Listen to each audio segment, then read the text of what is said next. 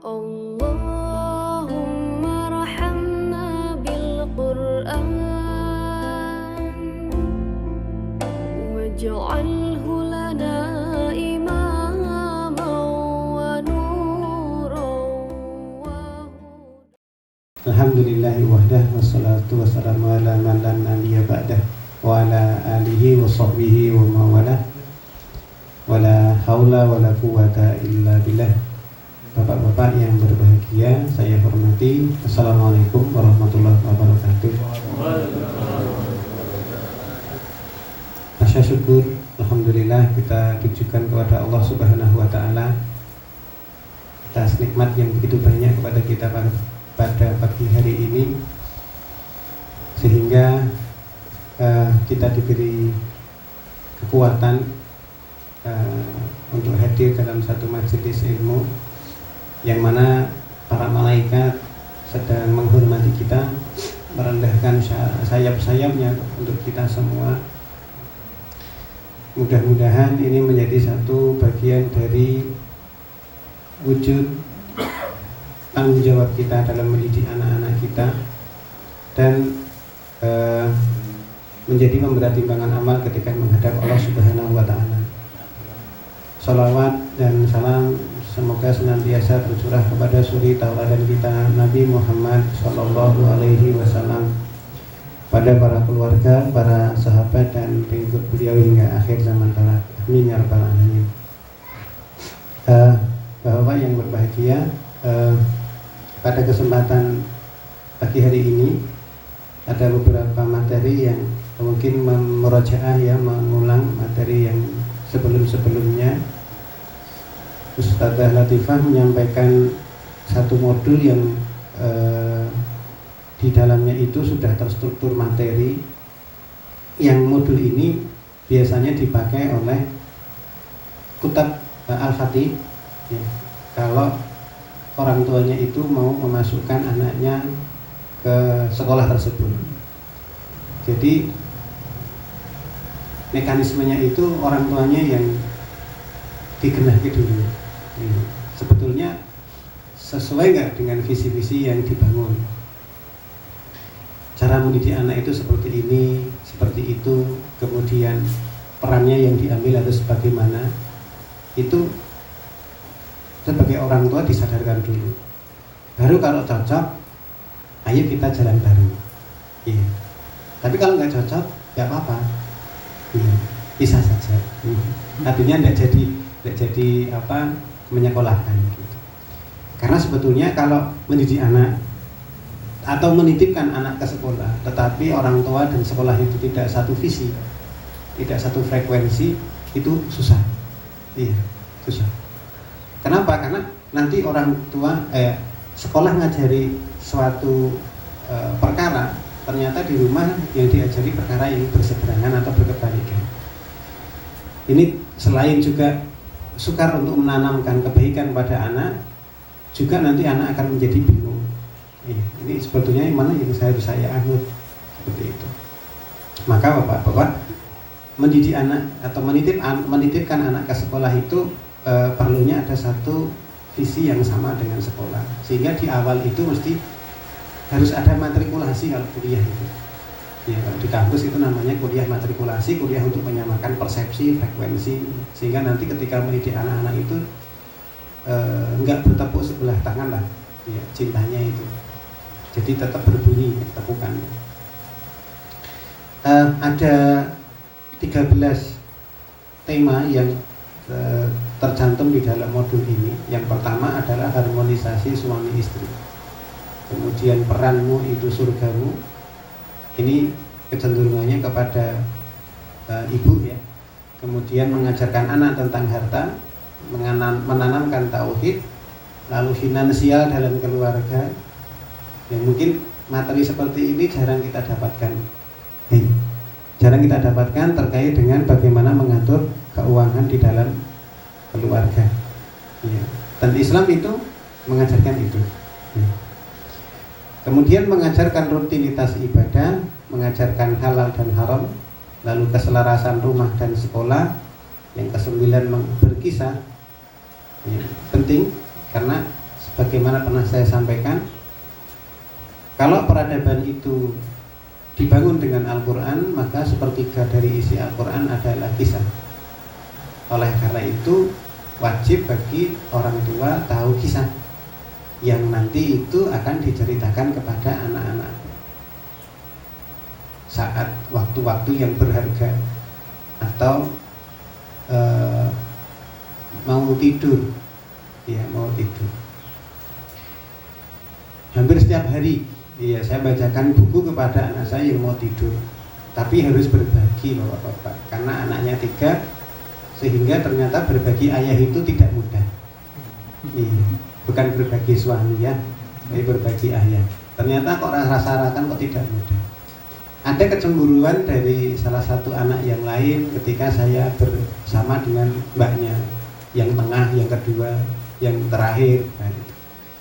Kadang-kadang ada yang nggak mau ngalah, bapaknya harus sama bapaknya saat itu juga, dan waktu ngantuknya bareng, itu susah.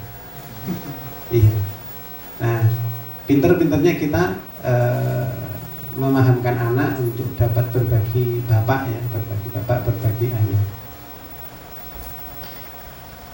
berkisah. Ya. Jadi bagus kalau Rutab nanti juga membuat training berkisah untuk bapak-bapak dan ibu-ibunya.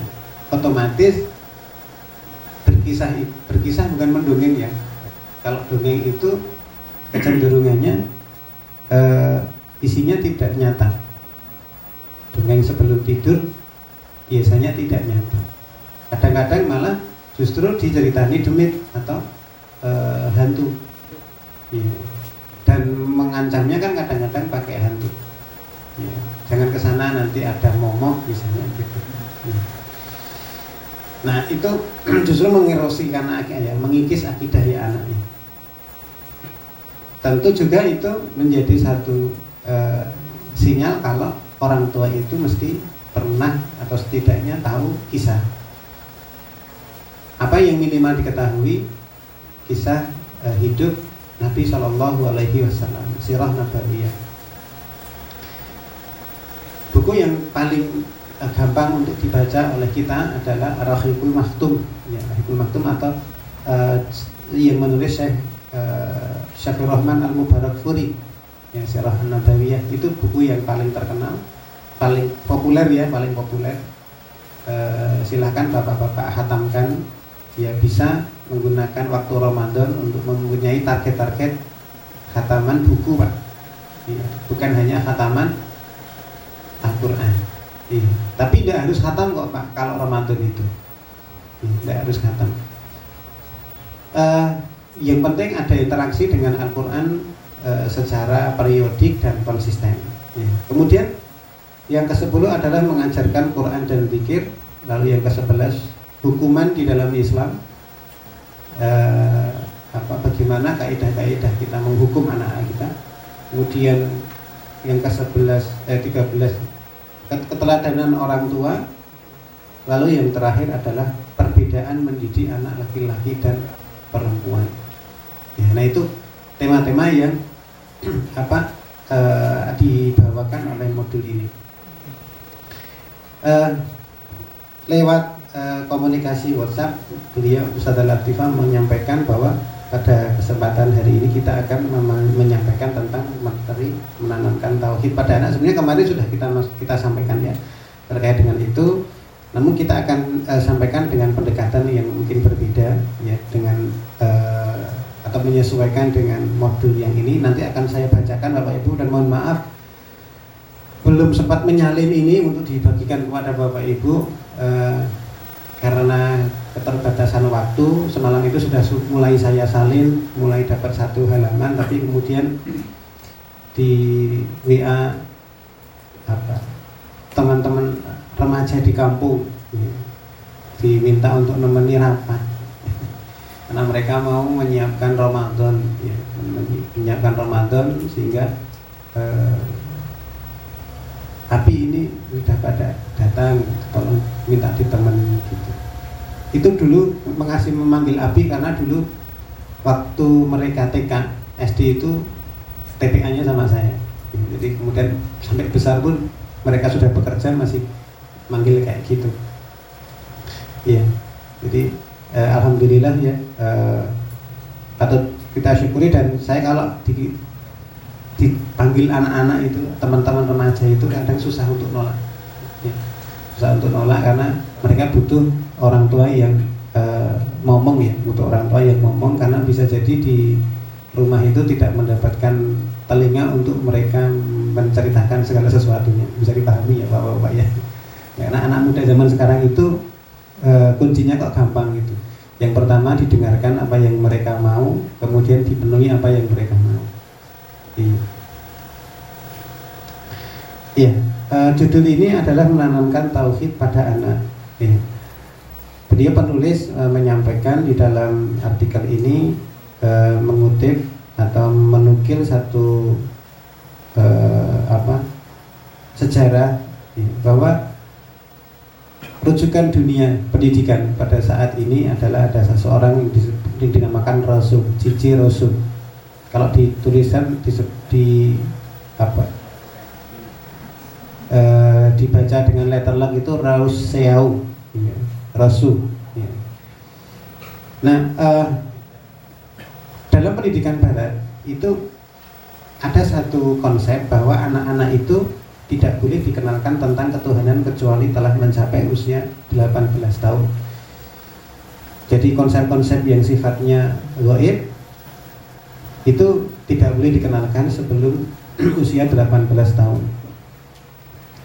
Maka itu dulu yang saya ajarkan kepada para mahasiswa, bagaimana Jean Piaget itu menanamkan atau mengeluarkan satu teori perkembangan kognitif bahwa di tingkat sekolah dasar itu anak-anak berada dalam masa operasional konkret, sehingga jangan meminta anak untuk membayangkan sesuatu hal yang mau diajarkan.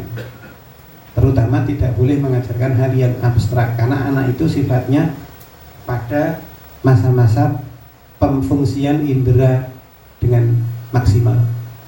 Oleh karena itu Bapak-bapak, kalau di sekolah dasar itu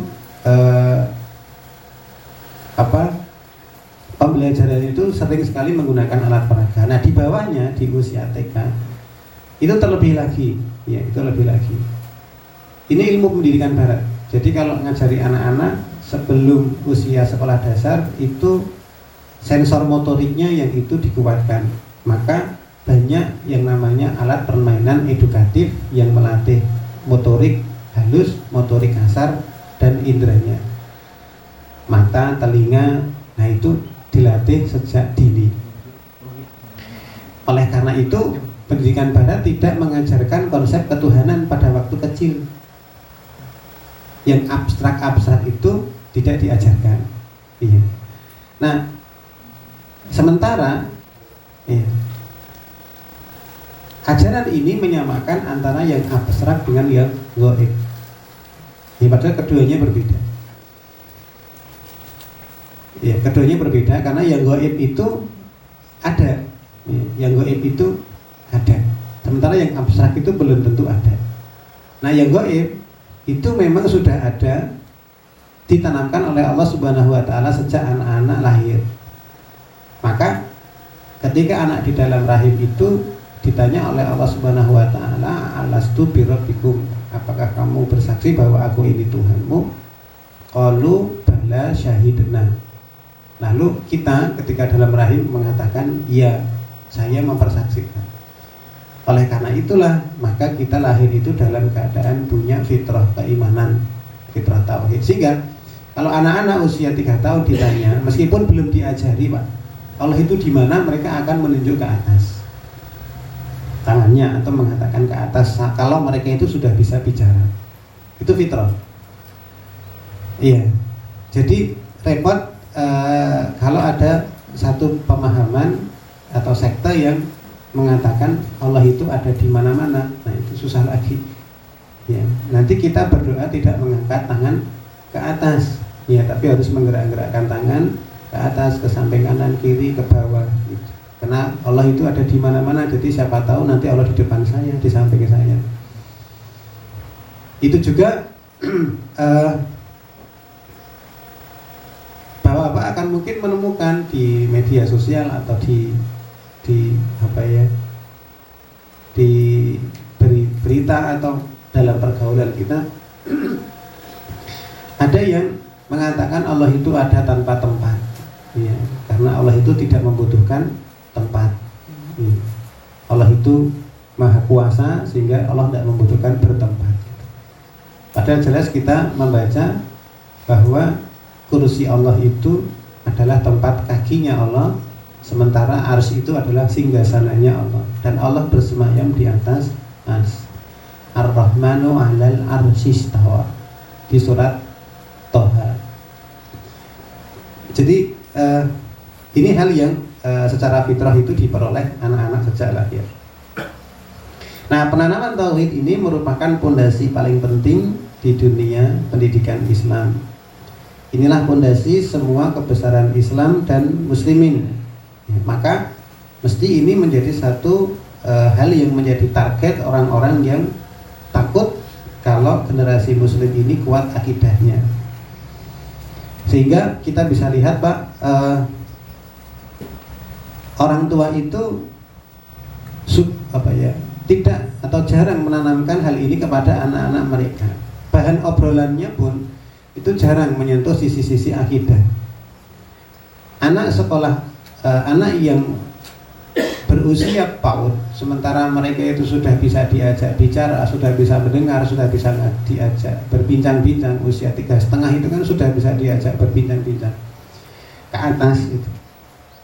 Apalagi usia putra-putra bapak kan sudah mungkin berkisar 4-5 tahun ya, kalau di rutan itu sudah bisa diajak untuk berdialog, ya, dialog iman. Dan mesti kita harus sering untuk memperdengarkan kata-kata Allah, Muhammad, Islam di mereka. Nanti akan kita lihat tahapannya seperti apa. Juga kecenderungan ketika mereka itu lulus PAUD gitu ya, itu menyeleksi sekolahnya itu dengan apa yang tertampak di sekolah itu. Misalnya banyak pialanya, ya. Padahal sebetulnya prestasi anak yang ada di sekolah itu, ya mohon maaf, itu rungkaruan karena sekolahnya. Karena anaknya itu sudah masuk dengan talenta yang bagus, karena zonasi mlebu di situ, bukan karena tes sekarang. Nah, karena zonasi masuk ke situ, kemudian dapat siswa yang baik. Oleh orang tua memang dileskan dan seterusnya. Terus ikut lomba, mewakili sekolah. Akhirnya apa? Dia difoto, mendapatkan piala, kemudian dipasang menjadi iklan di spanduk. Prestasi SD ini kan itu. Pialanya dipajang di sekolah gitu. Seolah-olah itu karya dari sekolah. Iya. Wallahu alam. Iya, kita enggak memastikan ya. Kita enggak memastikan apakah itu karena sekolah atau orang tua. Namun yang menjadi concern kita adalah ketika milih sekolah untuk anak-anak kita, sebagai seorang muslim yang itu ngerti ya, bagaimana mestinya menitipkan anak-anak kita, kriterianya tidak menjadi satu kriteria piala. Oh, pialanya banyak. Salah seorang wali murid di sekolah kami, beliau cerita waktu mampir ke madrasah Ibtidaiyah di Jalan Kaluran, tempat kami menempatkan madrasah kami, itu sempat berdebat dengan istrinya, ya, karena suaminya ingin di situ, istrinya nggak mau. Ya. Kenapa? Alasannya karena istrinya ketika survei ke sekolah kami gitu ya, kami dirikan, itu mendapati di belakang itu ada kandang ayam. Iya, jadi masuk sekolah kok ono kandang PTA gitu di belakang. Ya memang karena waktu itu kita nyewa, kemudian tidak mampu ya, belum mampu untuk membeli gedung atau membangun gedung yang bagus gitu. Tapi qadarullah si bapak ini tetap kekeh gitu, tidak apa-apa, pokoknya disekolahkan di situ. Gitu. Nah, saya ketemu bapaknya tadi ketika saya memberi orientasi untuk anak bapaknya tadi yang kedua. Jadi dia cerita kenapa kok masukkan anaknya ke TTA ya, Taman Tahfidz Anak itu. Belakangan dia cerita awalnya saya itu enggak mau masukkan ke sini karena istri mengatakan ini kok sekolah kok kayak nggak sekolah gitu, kayak gedungnya itu bukan gedung sekolah. Tapi saya itu melihat para gurunya gitu, melihat para gurunya yang cara berpakaiannya yang rapi, kemudian tutur kata, adab, etikanya. Nah setelah masuk ke sekolah itu barulah bapak ini cerita, anak saya sekarang kalau sholat nggak usah saya suruh gitu. Itu di sekolah dasar ya, tinggal sekolah dasar. Kemudian adabnya juga baik dan seterusnya. Maka anak saya sekolahkan ngikuti masnya gitu. Jadi lewat TTA-nya. Jadi kan ada 2 unit Pak. Ada unit TK dan unit SD ya, Madrasah Ibtidaiyah. Ya, jadi berkat basirah yang dimiliki ayah tadi ya. Jadi dia nggak apa-apa lah kita coba gitu. Karena beliau melihatnya bagaimana penampilan gurunya tadi itu ya. Karena kami punya standar Pak ya, standar pakaian ya, standar pakaian dan punya standar ketaatan ya, standar ketaatan bagi para guru itu ya. Belum lama saya terbitkan SP1 ya, surat peringatan pertama untuk para guru yang tidak disiplin ya. Jadi kalau sudah SP2 kita keluarkan ya, kita berhentikan ya kan. Jadi kita punya standar. Ya. Nah, itu Bapak-bapak ya yang disampaikan, hal yang selanjutnya di dalam artikel itu bahwa memilih sekolah itu tidak senantiasa terkait dengan bangunan ya, bangunan yang besar, kemudian piala yang dipajang dan seterusnya. Nah, kalau sekolah itu sevisi kemudian memiliki kekuatan, keinginan untuk menanamkan tauhid kepada anak-anak, ya, menanamkan keislaman yang baik, maka kita masuki. Ya. Nah, maka sejak ini keluarga Muslim tidak boleh lagi terbalik cara pandangnya. Ya, sibuk mengajarkan semua jenis permainan edukasi, mengenalkan dunia IT sejak dini, bahkan berhitung, kemudian bahasa asing, bahasa Inggris, dan seterusnya itu dikenalkan sejak dini, sejak PAUD, tapi tauhid tidak ditanamkan. Nah, ini kebalik ya Bapak ya. Bahkan iklan IT itu sering ya kita lihat ya di berbagai sekolahnya. Itu menjadi satu nilai jual yang ditawarkan oleh beberapa sekolah. Nah, kemudian penulis menyampaikan, mengutip dari apa yang tercantum dalam kitab Ihya Ulumuddin karangan Imam Al-Ghazali ya. Terlepas dari bahwa kitab ini ada hal-hal yang perlu diperdebatkan atau perlu didiskusikan ya. Sebenarnya perlu didiskusikan ya. Tapi ada hal-hal yang bisa kita ambil pelajaran ya. Jadi kita harus adil ya Bapak-bapak ya, kalau kita itu menilai satu kitab, bukan kita yang menilai satu kitab ya, kita punya apa sih menilai satu kitab? Memilih satu kitab atau memilih buku, mau bagaimanapun ulama itu menulis, mesti mereka itu ada salahnya. Karena tidak ada satu kitab yang tanpa revisi kecuali Al-Quran. Kan Allah menyampaikan dari depan, dzalikal kitabul la raiba fi. Sementara kalau buku itu di kata pengantar mesti di belakangnya, di bagian akhir itu ada tulisan penulis menyadari bahwa karya tulis ini jauh dari sempurna, kadang-kadang seperti itu. Itu mesti ada kesadaran. Tapi tidak pada Al-Quran. Al-Quran itu sejak awal dikatakan dzalikal kitabul la raiba fi. Inilah kitab yang nggak ada keraguan di dalamnya gitu. Maka ketika kita melihat para ulama itu menulis satu kitab, kok kemudian di situ ditemukan satu kekeliruan, maka kita hormati. Kita hormati kekeliruan itu, artinya itu menjadi satu bagian dari bawaan asalnya manusia itu yang salah. Nah, Imam Al-Ghazali rahimahullah menjelaskan tentang tauhid ini dalam kitab Ihya Ulumuddin. Beliau menjelaskan tentang Allah atau ma'rifatullah. Semua sifat sempurnanya dari asma dan sifat, kemudian tauhid uluhiyah, tauhid rububiyah, kemudian menjelaskan rukun iman, kemudian menjelaskan kehidupan setelah kematian seperti azab kubur, mizan, sirat, haud atau telaga, hisab, surga dan neraka, syafaat ya, dan seterusnya. Berkenaan dengan hal ini, Bapak perlu juga selektif ya dalam memilih satu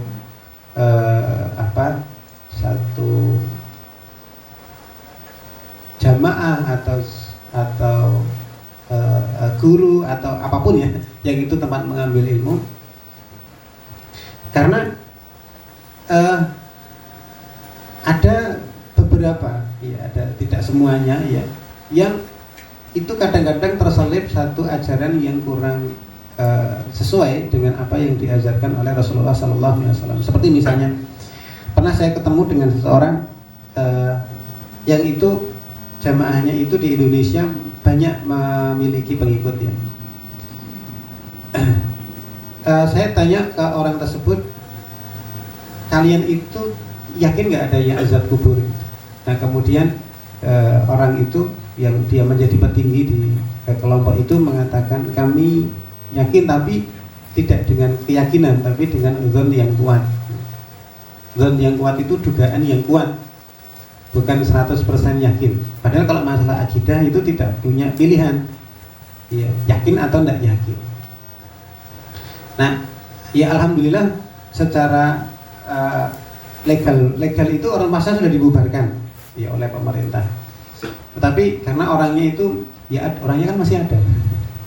Orangnya masih ada. Jadi pemerintah itu hanya bisa membubarkan ormasnya secara legal ya, secara legal. Tapi orangnya masih ada.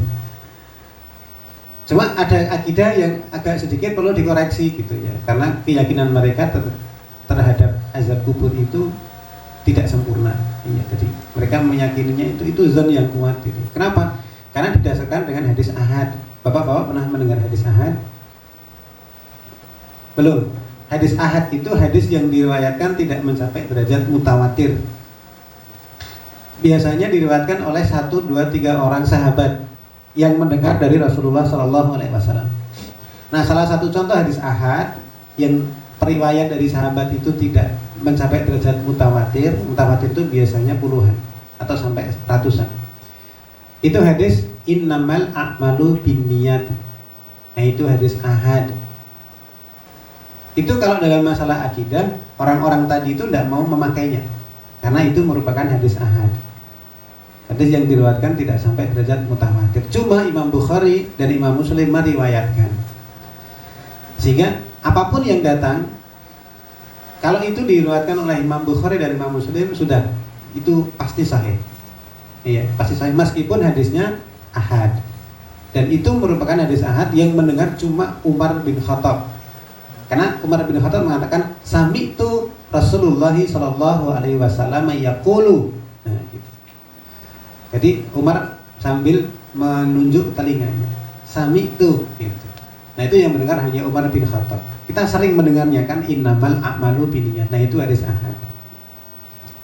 Ya.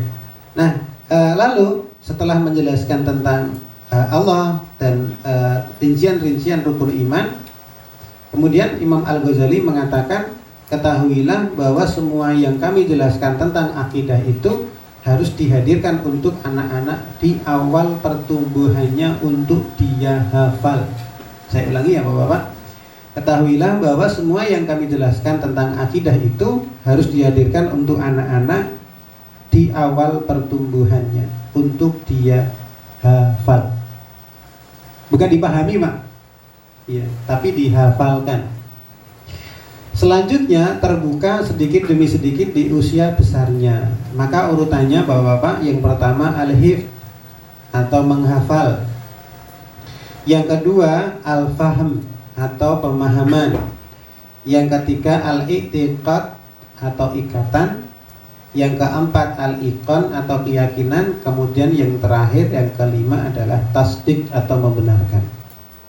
Nah, semua ini akan dimiliki oleh anak tanpa bukti atau dalil yang rumit. Tidak harus dijelaskan tafsirnya dan seterusnya itu tidak perlu Pak, karena sudah dibawa anak sejak lahir. Bapak-bapak cuma tinggal memupuk dan menumbuhkannya saja. Anak-anak lahir itu sudah membaca fitrah iman, fitrah tauhid, maka tinggal yang pertama Pak, itu mereka menghafal. Menghafal atau kita lakukan dengan cara mentalqin. Talqin tahu Pak? Seringnya talqin itu untuk apa Pak? Nanja. Biasanya kalau nanja beri talqin ya Pak ya. Iya. Bukan. Mentalqin itu membacakan berulang-ulang hingga anak hafal dan bisa mengucapkan, itu namanya mentalqin. Ditalqin. Jadi kita bacakan berulang-ulang. Membacakan itu beda dengan ini Pak. Membacakan itu kalau dalam bahasa Inggrisnya itu recite ya, recite, bukan reading Pak.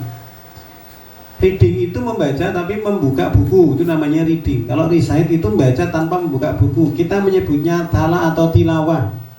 Jadi tilawah itu pada asalnya tidak pakai mushaf. Kenapa? Sudah hafal Pak. Iya, sudah hafal. Cuma untuk murojaah, ulama para hufat atau penghafal Al-Quran itu biasa pakai mushaf juga untuk menguatkan.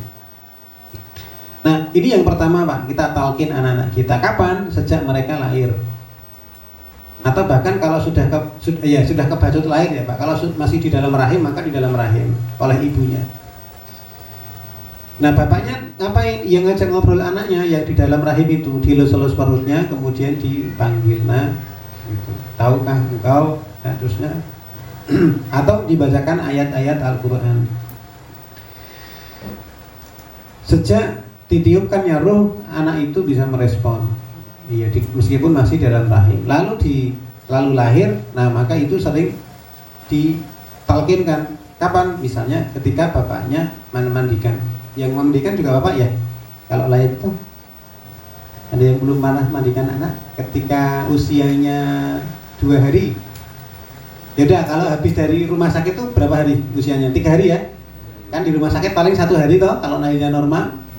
Ya, nanti saat pulang, 2 pulang usianya 2 hari, 3 hari. Ya, ada yang belum pernah memandikan anaknya saat usianya anaknya 3 hari.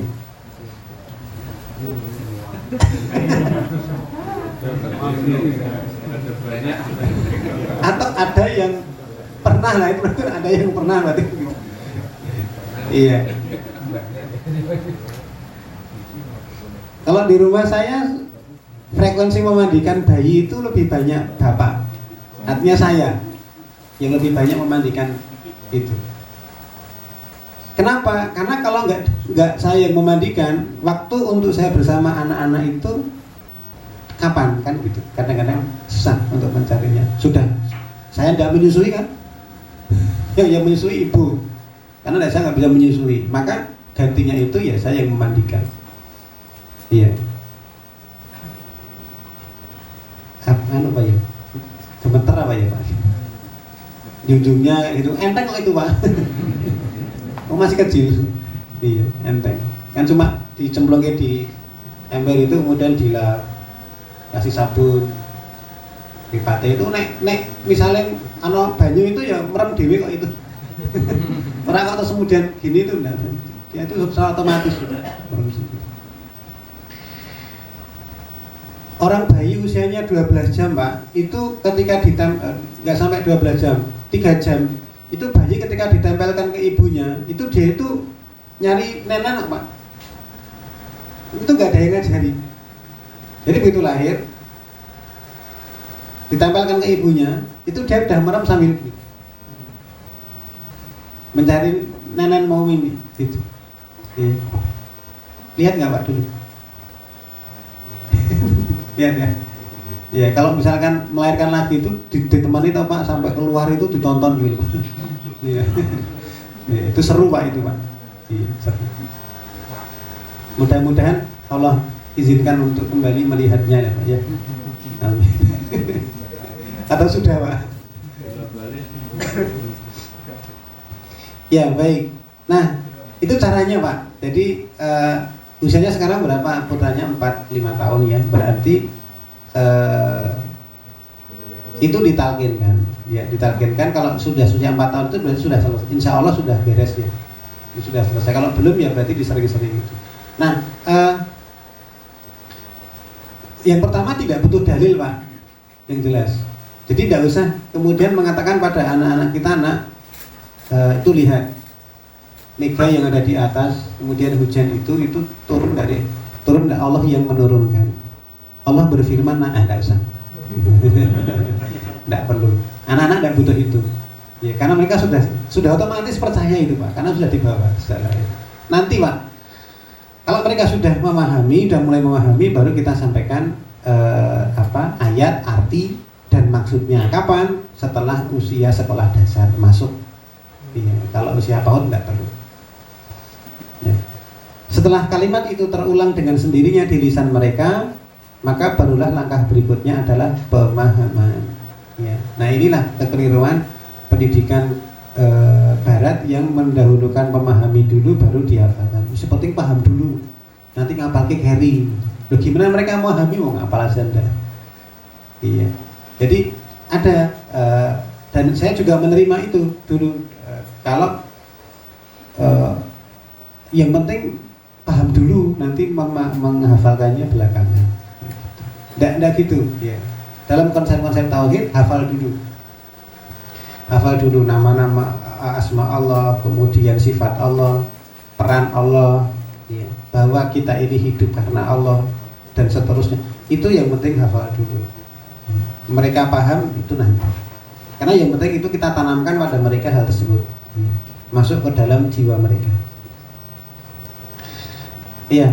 Nah, itulah kenapa kita kalau mengajarkan sesuatu, saya pernah kemarin menyampaikan kalau daun itu kita katakan hitam, ya mereka akan meyakini itu hitam. Jadi sejak awal kita kenalkan daun itu warnanya hitam bukan hijau. Itu sampai sekarang akan meyakini itu hitam, tidak hijau. Maka demikian pula akidah. Kita tanamkan sejak dini seperti apa, maka sampai dewasanya dia akan meyakini hal tersebut. Iya. Nah, kemudian Al-Ghazali melanjutkan penjelasannya, merupakan karunia Allah Subhanahu wa taala yang diberikan kepada hati manusia bahwa dia melapangkannya di awal pertumbuhannya untuk masuknya iman tanpa ada kebutuhan bukti, Pak. Tidak perlu bukti, karena itu sudah disediakan oleh Allah Subhanahu wa taala dan ditanamkan di situ keimanan itu. Bagaimana hal ini diingkari padahal akidah orang awam hanyalah talqin dan taklid. Ada dua Pak, talqin dan taklid. Boleh Pak taklid? Kalau anak-anak usia dini itu wajib taklid Pak.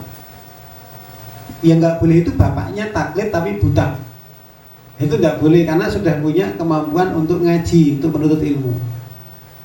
Jadi bapak kalau sudah bapak nggak boleh mengatakan kenapa kok Anda melakukan amalan itu. Nah dulu mbah saya juga kayak gitu. Pernah dengar kayak gitu mungkin ya. Dulu kiai saya juga kayak gitu ya, saya melu aja. Dulu guru saya juga kayak gitu ya, saya ikut-ikut aja. Mbah saya dulu juga kayak gini.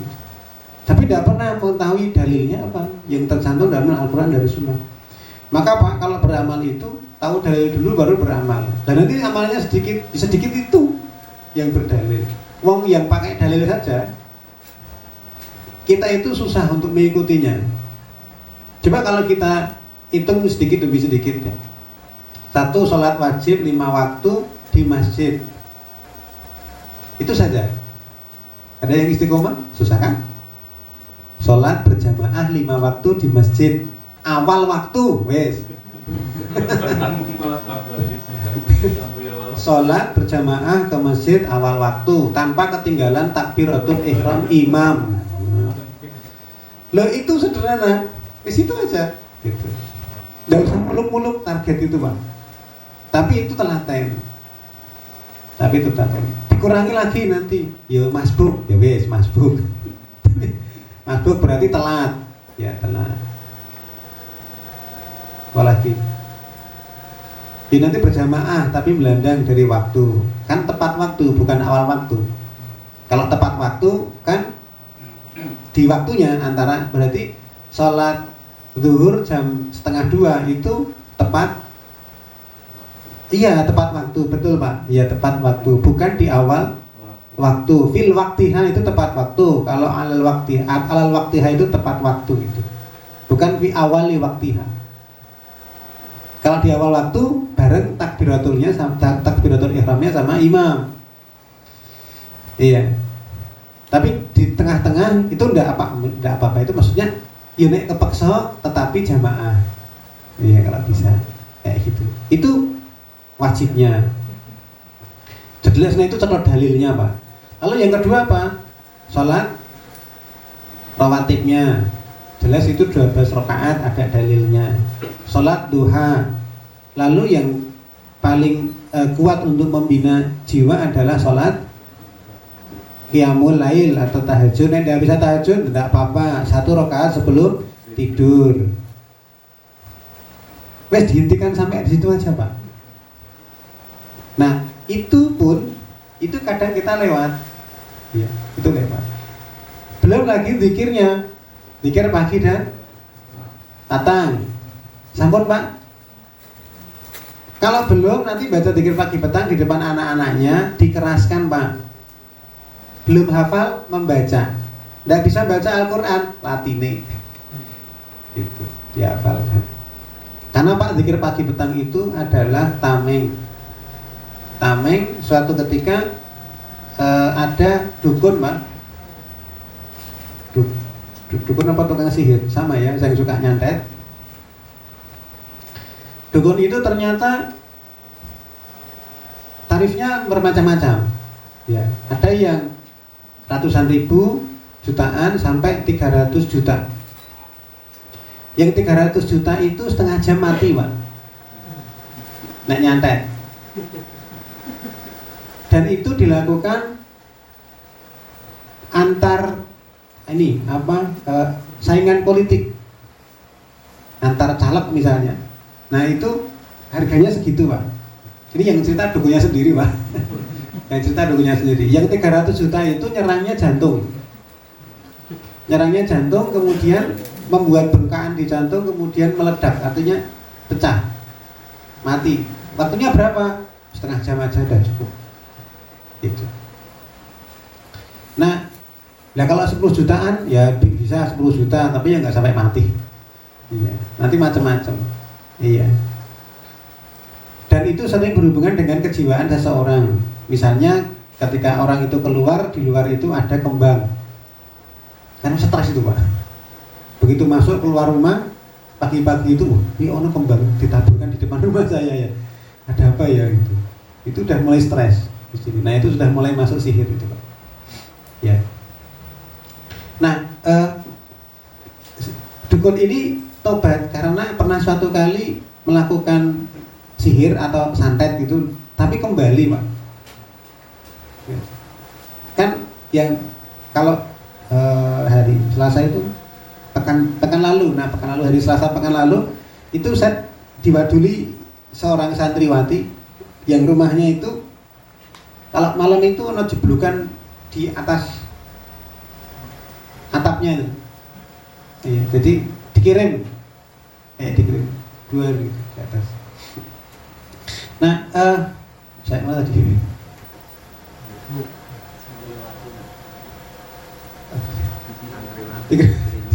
Saya lupa saya. Nah itu kembali. Kenapa? Nah diceritakan oleh si dukun tadi itu karena dia itu baca ayat kursi pagi dan sorenya. Yang disebut cuma ayat kursinya Pak. Tidak lengkap semua wiridannya. Ya, tapi disebut ayat kursinya. Jadi orang ini baca ayat kursi sehingga itu menjadi tameng yang kuat dari santet itu tadi ya, dari sihir itu. Nah itu cara menanamkan akidah kepada anak itu, tauhid itu seperti itu. Iya, jadi pertama talqin, ya ditalqinkan kepada anak-anak kita, diajarkan, dan itu satu bentuk komunikasi antara orang tua dengan anak. Karena yang paling banyak dekat dengan anak ya orang tua. Iya. Nah, baik. Benar bahwa keyakinan itu berasal dari taklid, tidak lepas dari kelemahan di awalnya. Karena taklid itu, kenapa kok dikatakan taklid itu lemah? Karena tidak berdasarkan dalil, Pak. Tidak berdasarkan dalil dari Al-Quran maupun dari Sunnah. Tapi dijelaskan oleh Imam Al-Ghazali, artinya keyakinan itu masih mungkin hilang karena adanya pembatal yang datang.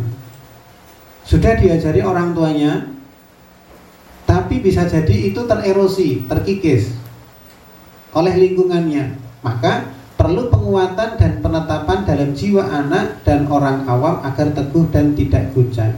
Cara penguatannya itu, cara peneguhannya itu bukan dengan ilmu debat dan ilmu kalam atau filsafat.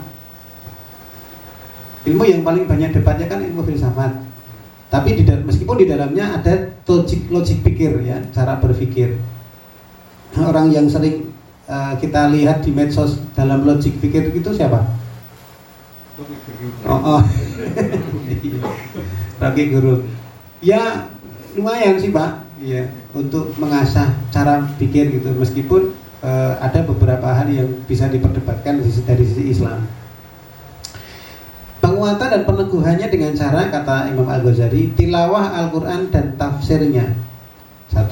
Membaca hadis dan memahami maknanya. 2. Nah yang ketiga, Pak, sibuk dengan tugas ibadah. Sudah ditalkin, Pak, sudah ditalkin anak-anak kita yang di PAUD itu tadi. Nah kemudian setelah mereka itu beranjak bisa membaca Al-Quran dan membaca huruf-huruf Latin Indonesia terjemah, maka kita pertama tilawah Al-Quran dan tafsirnya. Berarti ngajari tafsir, Pak, ngajari maknanya apa yang dibaca. Kalau orang tua tidak mampu, serahkan ke sekolah yang mampu memenuhinya, Pak, yang mampu memenuhinya. Maka bapak-bapak nanti ketika memasukkan anaknya ke sekolah, lihat kurikulumnya, Pak.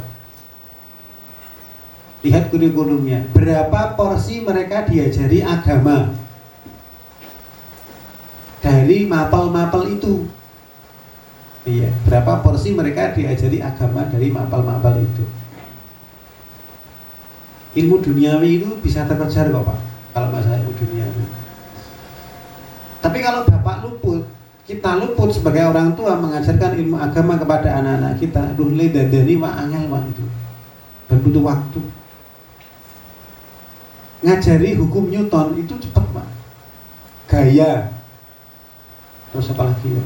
Perkembangbiakan tumbuhan, generatif, vegetatif, itu kan cepat.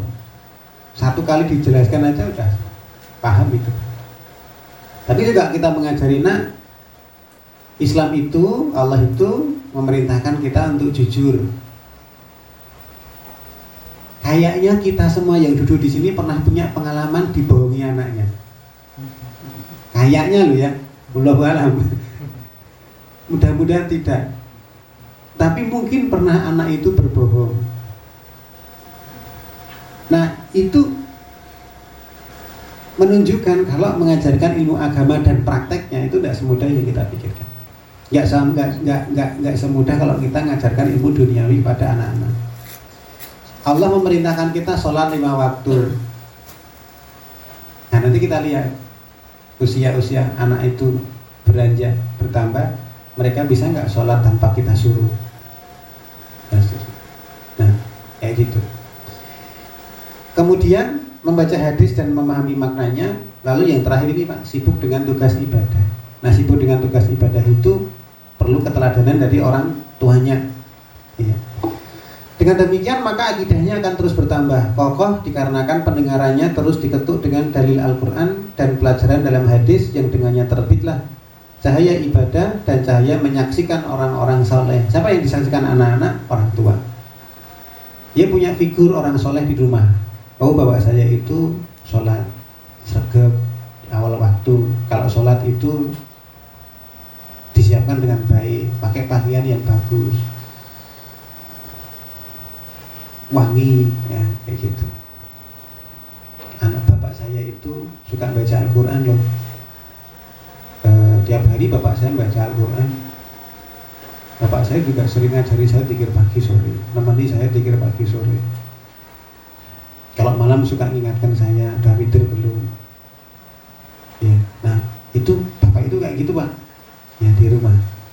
Ya. Menyaksikan orang-orang soleh, duduk dengan mereka, mendengarkan mereka, mengamati kekhusukan mereka kepada Allah, takutnya kepada Allah, tenangnya bersama Allah. Ini semua merupakan talqin pertama, ibarat menebar benih di dalam dada. Nah, talqin pertamanya dengan itu pak, luar biasa. Jadi ingin anak kita soleh, ya berarti itu apa yang harus dilakukan oleh orang tua. Inilah yang menjadi sebab penyiraman dan pendidikan baginya hingga tumbuhlah benih itu kuat dan tinggi menjadi pohon yang baik dan kokoh. Akarnya tertancap kuat, rantingnya menjulang ke langit. Iya.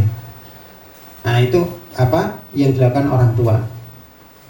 Nah, bagaimana Pak kemudian agar anak-anak itu berinteraksi baik dengan Allah? Yang pertama menghidupkan fitrah. Ya, menghidupkan fitrah kemarin sudah kita sampaikan. Bagaimana cara kita menjaga fitrah. Kemudian yang kedua mengenalkan kenikmatan Allah Pak. Saya mencatatkan ada satu surah di dalam Al-Quran, surat An-Nahl ayat 10 sampai ayat 17. Ayatnya panjang Pak ya, ayatnya panjang. Kok panjang? Banyak, karena 17 ayat. Kalau per ayatnya pendek-pendek. Saya bacakan terjemahnya Pak, dari ayat yang ke-10 di surat An-Nahl. Dialah yang telah menurunkan air hujan dari langit untuk kamu, sebagiannya menjadi minuman dan sebagiannya menyuburkan tumbuhan. Padanya kamu mengembalakan ternakmu. Ini ayat yang ke-10. Kita bisa pakai untuk ngajari anak-anak kita terkait dengan masa-masa sekarang ini Pak. Kan musim rendang Pak, musim rendang, musim hujan. Nah, kita kenalkan Allah lah yang menurunkan air hujan dari langit untuk anak-anak, untuk kita. Kemudian dari air itu kita bisa dapat minuman untuk ternak, ya, untuk kita sendiri. Kemudian untuk menyuburkan tumbuhan. Dengannya air hujan itu dia menumbuhkan untuk kamu tanaman zaitun, kurma, anggur dan segala macam buah-buahan. Sungguh pada yang demikian itu terdapat tanda-tanda kebesaran Allah bagi orang yang berpikir. Nah ini manfaat dari hujan tadi. Jadi belajar IPA tentang tumbuhan, fungsi air hujan ada di dalam Al-Quran. Nah ini yang diberikan seorang tua kepada anak-anak ya. Lalu Pak, di ayat yang ke-12, dan dia menundukkan malam dan siang, matahari dan bulan untukmu, dan bintang-bintang dikendalikan dengan perintahnya. Malam hari, siang hari itu tunduk pada kita. Kita bisa tidur di malam hari dengan nyaman, nggak berisik. Siang hari gampang kita mencari pekerjaan, melakukan pekerjaan-pekerjaan kita. Kita nggak ngantuk, kita seger. Nah Allah kondisikan siangnya itu kita demikian. Tapi Allah kondisikan malam itu kita ngantuk Pak. Bayangkan kalau kebalik Pak, repot. Ya. Kita ngantuknya pagi, berjaganya malam, kan Batman Pak nanti. Ya. Jadi kayak kalong. Binatang malam. Nah Allah itu setting suasana itu sesuai dengan kondisi tubuh kita. Iya. Kemudian ayat yang ke-13, dan untukmu di bumi ini dengan berbagai jenis macam warnanya. Sungguh pada yang demikian itu benar-benar terdapat tanda kebesaran Allah. Kemudian dialah yang menundukkan lautan untukmu. Nah ketika kita berjalan, mungkin pernah nyebrang laut, numpak kapal di Gembira Loko, pakai kapal motor, itu kan kita ajak berpikir, oh Allah itu tidak menjadikan kapal itu tenggelam, berlayar. Allah meniupkan angin di kapal layar dan seterusnya. Ya. Kemudian yang ayat ke-15, dia menancapkan gunung di bumi agar bumi itu tidak goncang bersama kamu. Bapak-bapak tahu pasak? Pasak itu yang muncul di atas dan yang di dalam lebih banyak yang di dalam. Jadi gunung itu Pak yang kita lihat itu hanya 20%-nya. Di gunung begini, gunung Merapi kayak gitu. Nah itu 20%-nya itu di atas. Nah bagian gunung Merapi yang di utara yang nggak terlihat itu 80% set gitu. Seperti akar tunggang. Makanya Allah mengatakan wal jibala autada, dan gunung-gunung itu sebagai pasak. Nah gunung itu ditatapkan sebagai pasak agar apa? Bumi nggak goyang. Kayak gitu. Jadi kalau ilmu geologi dibedah itu. Jadi kalau ini gunung, nah ini yang muncul ini segini ini gunung, nah nanti yang 80% di bawahnya nancap ke tanah, ya ke bumi, nah itu sebagai pasak, bagian dari gunung yang lebih besar. Nah itu dikatakan menancapkan, iya, menancapkan wal jibala autada, dan kami jadikan gunung-gunung itu sebagai pasak. Untuk apa? Agar tidak goncang. Sebagai peredam apa? Gempa bumi, Pak. Ya, sebagai peredam gempa bumi. Dia menciptakan sungai-sungai dan jalan-jalan agar aku dapat kabar, agar kamu dapat petunjuk. Dia menciptakan tanda-tanda petunjuk jalan, dan dengan bintang-bintang mereka mendapat petunjuk. Kasihkan pelajaran pada anak kita. Allah itu menetapkan bintang itu tidak bergerak, Pak. Ada yang tidak bergerak, namanya rasi bintang. Gubuk penceng itu selalu mengarah ke selatan tenggara. Bentuknya seperti layang-layang. Hampir sama arahnya dengan rasi Scorpio yang menjadi penunjuk arah selatan tenggara. Itu tidak berpindah. Nah itu yang dijadikan oleh orang nelayan ketika mereka di laut sebagai penunjuk arah. Maka dikatakan di sini, dan dengan bintang-bintang mereka mendapatkan petunjuk, iya, petunjuk arah. Bukan petunjuk untuk ini, ya, menghitung bintang. Ya, untuk mengundi. Nah, ya itu di surat An-Nahl itu komplit, Pak, ini hampir komplit. Iya, menceritakan tentang alam yang bisa kita ceritakan kepada anak-anak. Ya, jadi itu yang kedua ya, Pak, ya, mengenalkan kenikmatan Allah kepada mereka. Iya. Nah, sebelum ke alam bisa dikenalkan apa yang ada dalam diri mereka, mata, telinga, tangan, kaki. Iya. Anak bangun pagi itu yang terdengar apa, Pak? Nah, sudah berdoa? Belum? Yuk doa dulu. Alhamdulillahilladzi ahyana ba'da ma amatana wa ilaihin nusyur. Alhamdulillah, adik sudah bangun pagi sehat. Allah menjadikan seger, menjadikan bangun pagi. Yuk kita bersiap-siap mau sekolah. Gitu nggak, Pak? Gitu ya. Jadi gitu. Mereka melek itu gitu, Pak, yang didengar, Pak. Anak-anak belum terbiasa berdoa, usia 3,5 sampai 4 tahun yang ragil saya itu. Nah, maka orang tuanya yang mendengarkan itu untuk anak itu. Begitu anaknya melek gitu, nah, wah alhamdulillah adik sudah bangun, yuk doa dulu. Alhamdulillah ya Allah sudah menjadikan adik bangun pagi, sudah siap mau sehat, seger, mau sekolah. Nah, yang didengarkan anak itu kata Allah. Terus seperti itu, Pak.